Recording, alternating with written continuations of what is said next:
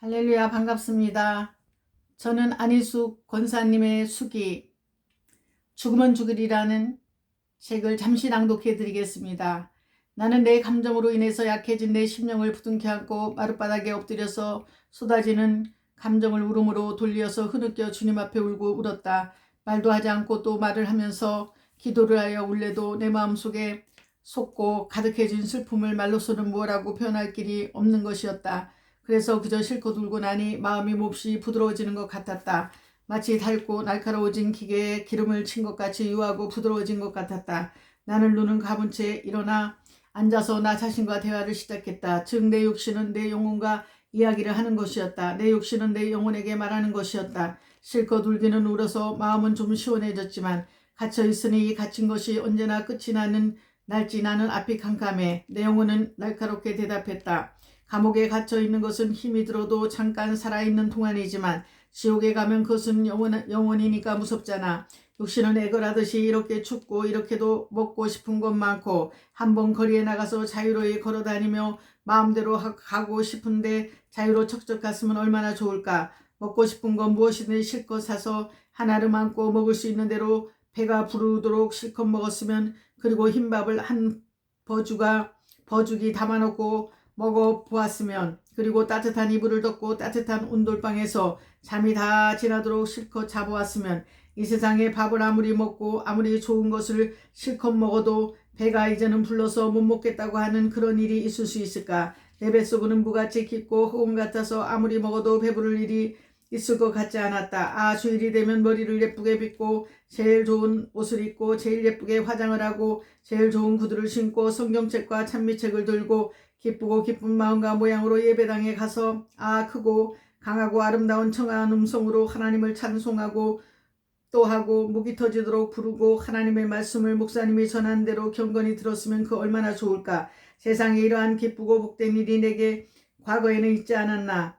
이 복을 가질 수 없는 내 생활은 그야말로 내게 주어져 있던 가장 행복한 기쁨을 빼앗겨 버린 것이 아닐 수 없었다. 어렸을 때의 동리 아이들은 여러 가지 장난을 하며 놀았다. 도둑놈 잡기, 줄타기, 매미 돌리기, 널뛰기, 그네뛰기, 숨어내기, 숨기내기, 또 구박놀이, 연극, 눈놀이, 화투놀이, 헤엄치기, 별별 짓으로 다 놀았지만 나는 동리 어린 것들을 모아가지고 집에 와서 무엇을 나누어 주며 코 닦아주고 머리 빗겨주고 버선 신겨주는 일과 그네 뛰는 것 외에는 밤이나 낮이나 어디서나 노래를 부르며 놀았다.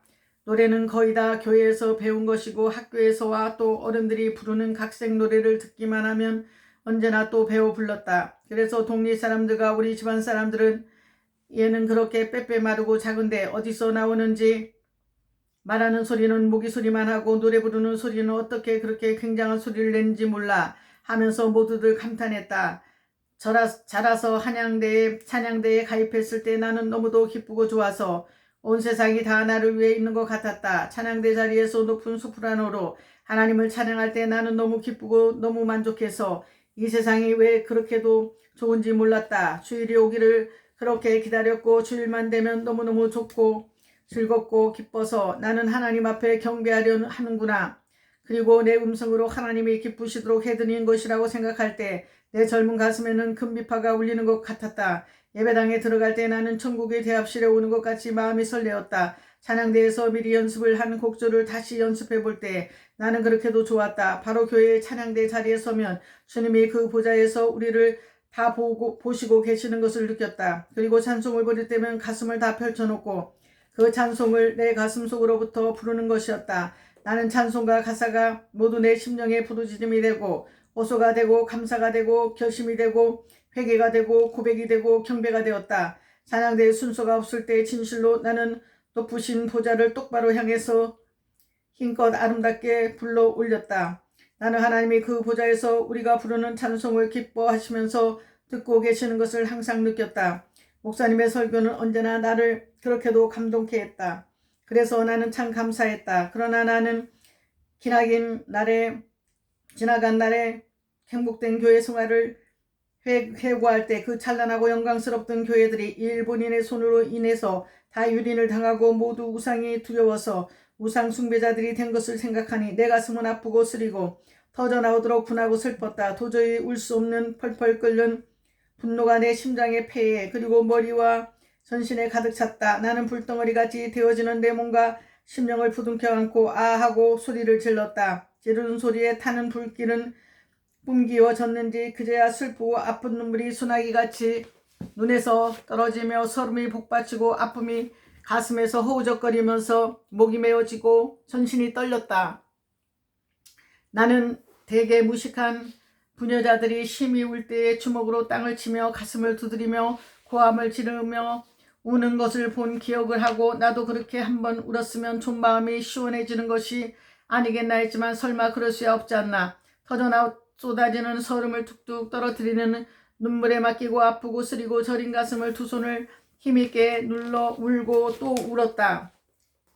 울어도 내 가슴 속에는 설움의 덩어리가 그대로 뭉쳐져서 끝없이 서러워 복통이 나고 가슴속 깊이 파낼 수 없는 저리고 아픈 것이 너무나도 강해서 나는 마침내 아이고 소리를 쳤다. 감방 수인들은 제멋대로 내게 대한 것을 이러고 저러고 당치도 않는 판단을 하며 이야기를 하는 것 같았다. 선아와 하춘이는 심히 동정하는 표정으로 나를 지키고 있다가 선생님 어디 아프세요? 하고 묻는다.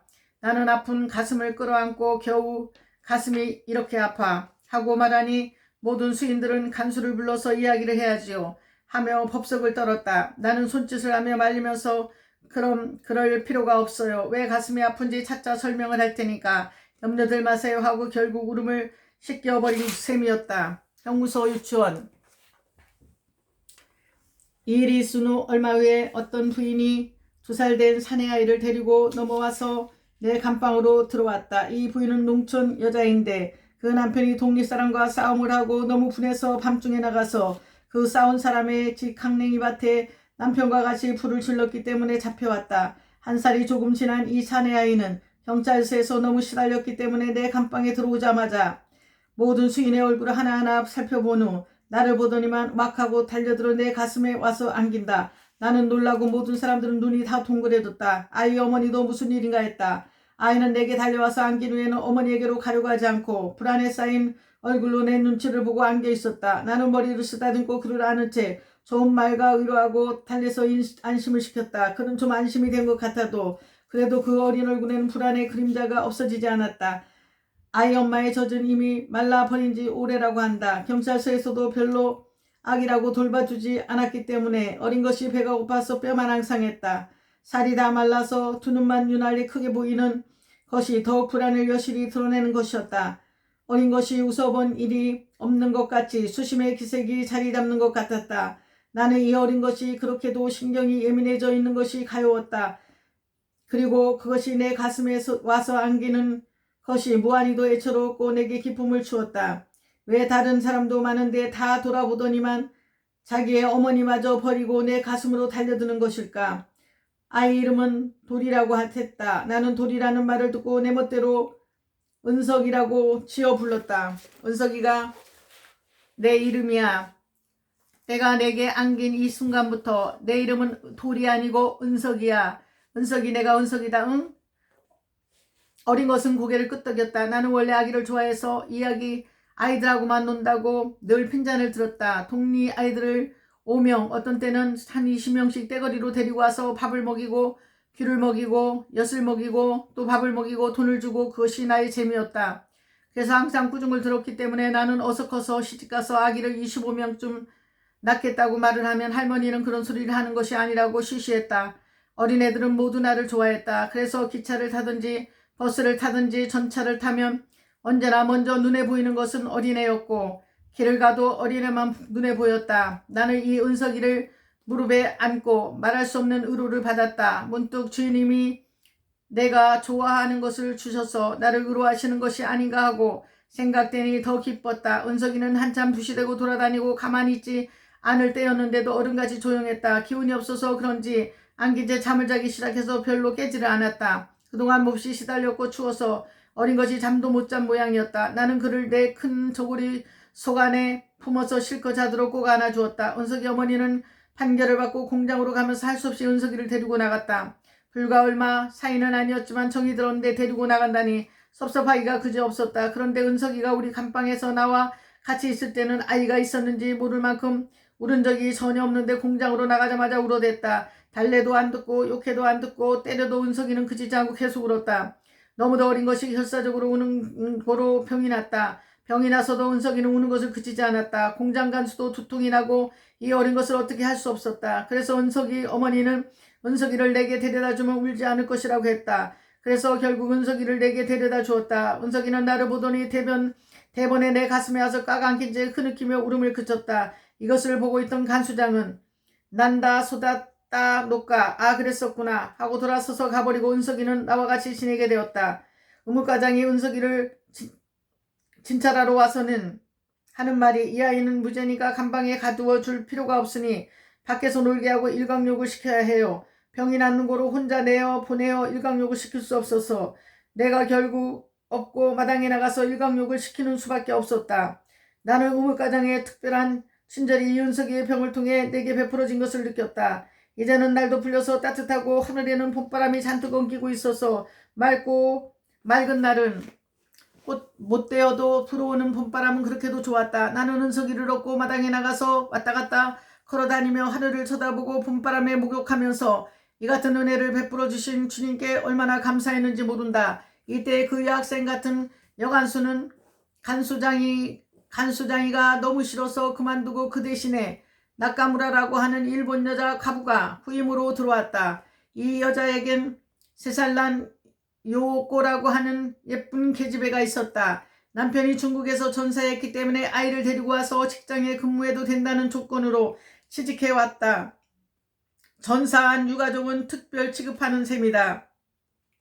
이 여자는 굉장히 괄괄한 성격이었다. 여자가 괄괄하고 남성 같으면 과부가 된다고 말해온 동양인들의 속담은 그 한 말이 미신에서 나온 것도 많지만 흔히 경험을 통해서 전해지는 것이 많아서 이런 일을 당할 때는 어른들의 말이 의미 있는 것이 많다고 생각했다. 그의 말소리는 크고 빠르고 덤비고 떠들썩했다. 그런 사람은 또 내게 되게 정직하고 고지식하고 남을 해치지 못한다고 하는 이야기도 여러 번 들었다. 그는 좁고 긴 얼굴에 길고 검은 눈썹을 껌뻑껌뻑하면서 말할 때는 침이 사방으로 튀고 입술은 더욱 흉하게 반치나 나왔다. 그런데 그의 딸 요코는 얼굴이 둥글고 살빛이고 매우 귀엽게 생긴 아이였다. 그 간수는 가끔 아이를 데리고 내 앞에서 와서 죽은 아버지를 그대로 닮았다고 자랑했다.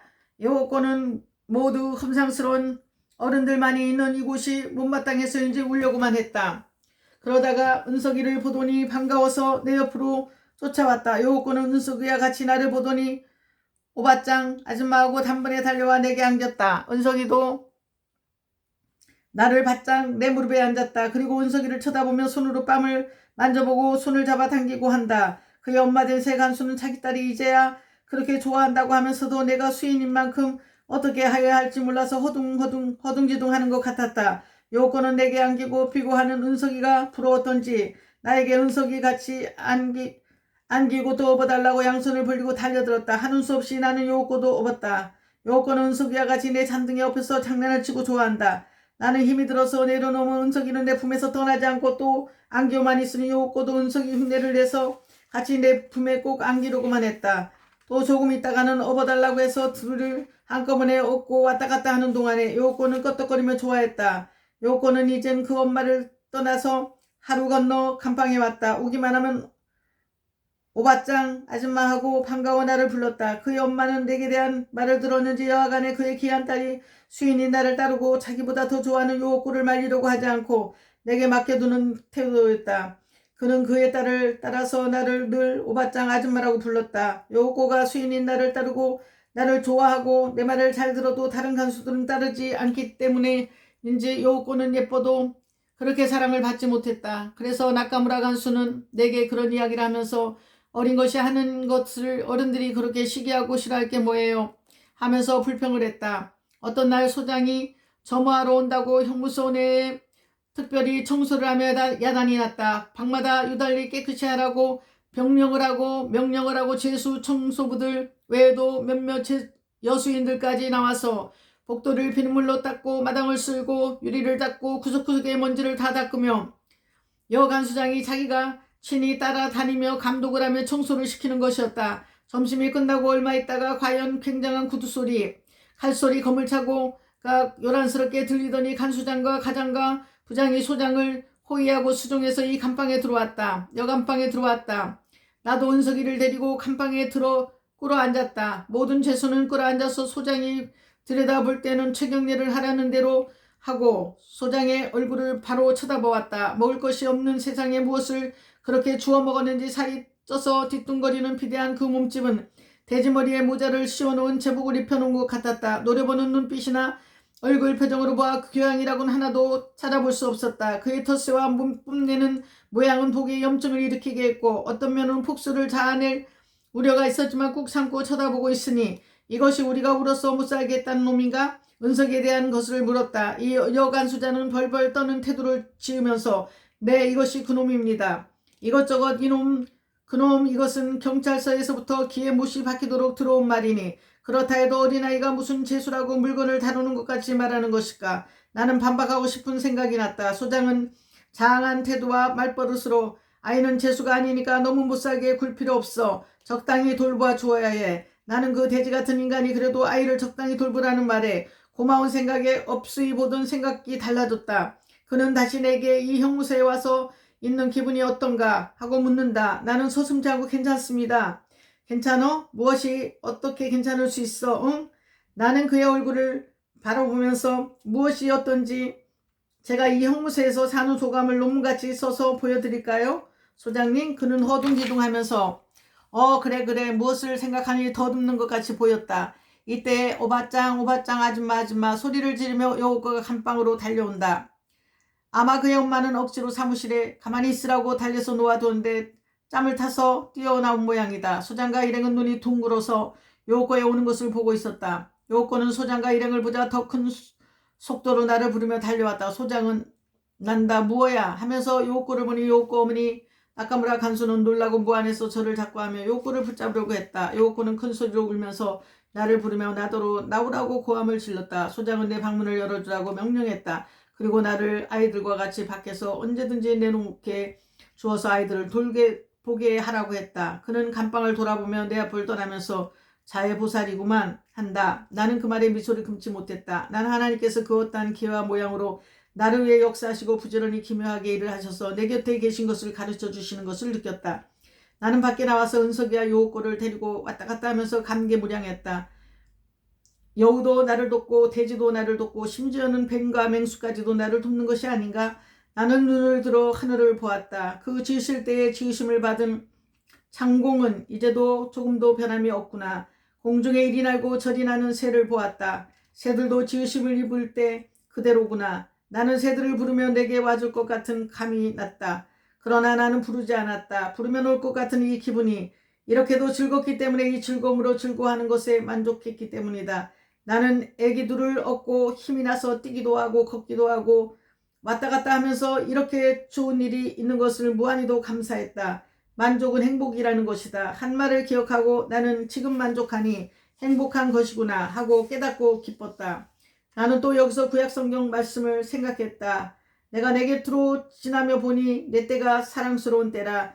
내 옷으로 너를 덮어 벌거벗은 것을 가리우고 내게 맹세하고 언약대로 너를 내게 속하게 하였느니라. 나 주 여호와의 말이니라. 내가 물로 너를 씻겨서 내 피를 없이 하며 내게 기름을 바르고 수놓은 옷을 입히고 물돼지 가죽신을 신기고 가는 배로 띄우고 명주로 덧입히고.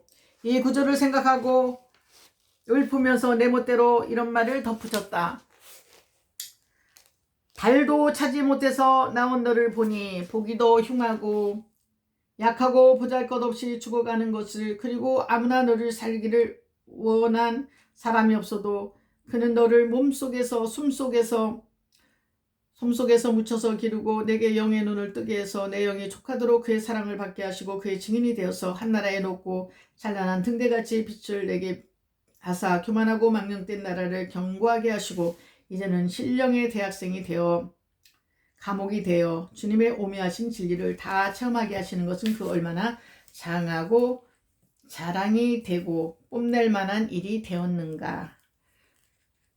오늘은 여기까지 하겠습니다. 감사드립니다. 좋은 오후 되세요.